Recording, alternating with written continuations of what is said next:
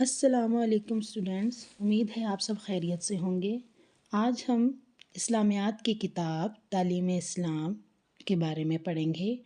ہم تعلیم اسلام کے باب صوم سبق نمبر 2 حضرت محمد رسول اللہ خاتم النبیین صلی اللہ علیہ وآلہ وصحبہ وسلم کے عمدہ اخلاق کے بارے میں پڑھیں گے۔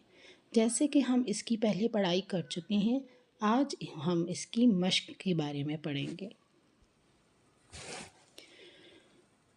مشق میں دیکھیے، سوال نمبر 1، درست جواب پر ٹک کا نشان لگائیں۔ شریر لڑکوں نے نبی کریم صلی اللہ علیہ وآلہ وصحبہ وسلم پر پتھر برسائے۔ ہمارے پاس آپشنز ہیں مکہ مکرمہ کے، طائف کے، مدینہ منورہ کے۔ درست جواب ہے طائف کے۔ صحابی رسول صلی اللہ علیہ وآلہ وسلم نے بچے نکال لیے تھے، کبوتر، مرغی، چڑیا۔ درست جواب ہے چڑیا۔ سوال نمبر 2، دیے گئے الفاظ کی مدد سے خالی جگہ پر کریں۔ ہمارے پاس یہاں پر کچھ الفاظ ہیں جن کی مدد سے آپ نے خالی جگہ پر کرنی ہے، جیسے کہ اطاعت، عادات، معافی، نبی یا رسول، وعدہ۔ سب سے پہلے الف، نبی کریم صلی اللہ علیہ وآلہ وسلم کے بعد کوئی ڈیش نہیں آئے گا، نبی یا رسول۔ بے، نبی کریم صلی اللہ علیہ وآلہ وسلم کی ڈیش میں ہی جنت ہے، اطاعت میں ہی جنت ہے۔ جیم، عمدہ اخلاق سے مراد ڈیش عادات ہے، اچھی عادات ہیں۔ دال، وفائے عہد سے مراد ڈیش کی پابندی ہے، وعدہ کی پابندی ہے۔ نبی کریم صلی اللہ علیہ وآلہ وسلم نے فاتح ہوتے ہوئے بھی عام ڈیش کا اعلان کیا، عام معافی کا اعلان کیا۔ ان میں سے کچھ ہم نے ورک شیٹس بنائی تھی جس کے سوالات کے جوابات میں ہم آگے کریں گے، جیسے کہ غلط درست۔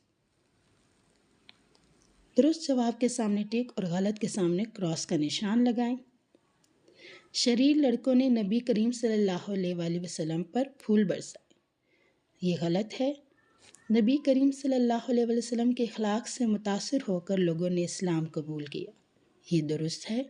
ایک صحابی نے چیل کے بچے اٹھا لیے، یہ غلط ہے۔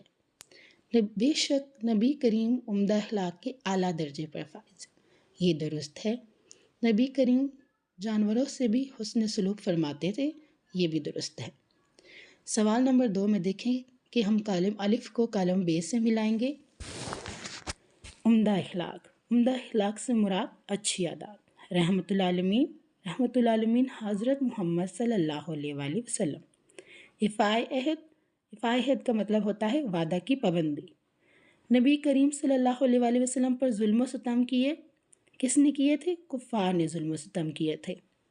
عام معافی کا اعلان کیا، عام معافی کا اعلان کیا فتح مکہ کے موقع پر۔ اب ہم باب صوم کے کچھ سوالات کے جوابات کے بارے میں دیکھیں گے، جیسے کہ سوال نمبر 1 ہے، خاتم النبیین کے معنی بتائیں۔ خاتم النبیین کے معنی ہیں، آپ صلی اللہ علیہ وآلہ وسلم ہمارے آخری نبی ہیں، آپ صلی اللہ علیہ وآلہ وسلم کے بعد کوئی نبی نہیں آئے گا۔ سوال نمبر 2 دیکھیں، نبی کریم صلی اللہ علیہ وآلہ وسلم سے محبت کا کیا تقاضا ہے؟ نبی کریم صلی اللہ علیہ وآلہ وسلم سے محبت کا یہ تقاضا ہے کہ آپ صلی اللہ علیہ وآلہ وسلم کی اطاعت کی جائے۔ سوال نمبر 3 ہے، عمدہ اخلاق سے کیا مراد ہے؟ جیسے کہ ہم سب جانتے ہیں کہ عمدہ اخلاق سے مراد اچھی عادات ہیں،